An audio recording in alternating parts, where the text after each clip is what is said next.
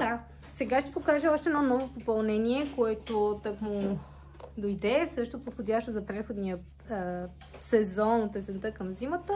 Това са ето тези кожени обувки на Fairbear, които са може би, или не може би, а са най-широкия модел в магазина, с най-толкова обемна предна част. Изцяло от кожа са. Много са гъвкави, много са леки и според отзивите на клиентите са страшно удобни.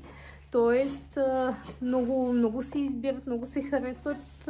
Много често това е избора на клиентите, особено хората, които са с широко ходило и с обемно ходило. Виждате, от всякъде е кожа, отвън, отвътре. Има ги в размери от 36, някои стига до 43-44 размер обувки. Всеки един цвят е различно, може да ги разгледате на сайта. Има ги в момента в тези, които са изцяло кожени. Има ето в тези 4 цвята, които са черно, това тук е сиво с червениковите връзки, кафяво и синьо. Ето този модел, вижте как е малко по-дишащ, ето тази перфорация отвън и тук отвътре е с мрежичка, но иначе абсолютно същата подметка, с абсолютно същата форма.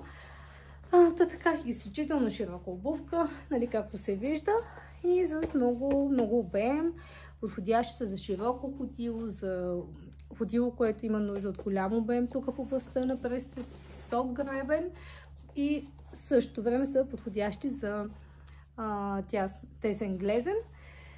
Качени са на сайта, описано е всичко, за какъв тип ходило е, всеки размер на колко сантиметър ходило отговаря.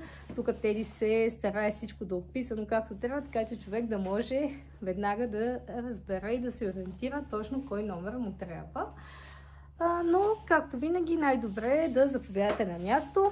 Тук при нас, град София, улица Зора номер 1, в квартала Райтута, непосредствено до парк Гео Милев, за да може да тествате, пробвате на живо и сами да намерите своята най-удобна обувка. Пак повтарям, че удобството е от основно значение, за да се чувствате вие комфортно, цялото ви тяло да се чувства комфортно и да може целият ден да изкарате на крак без да имате никакви оплаквания.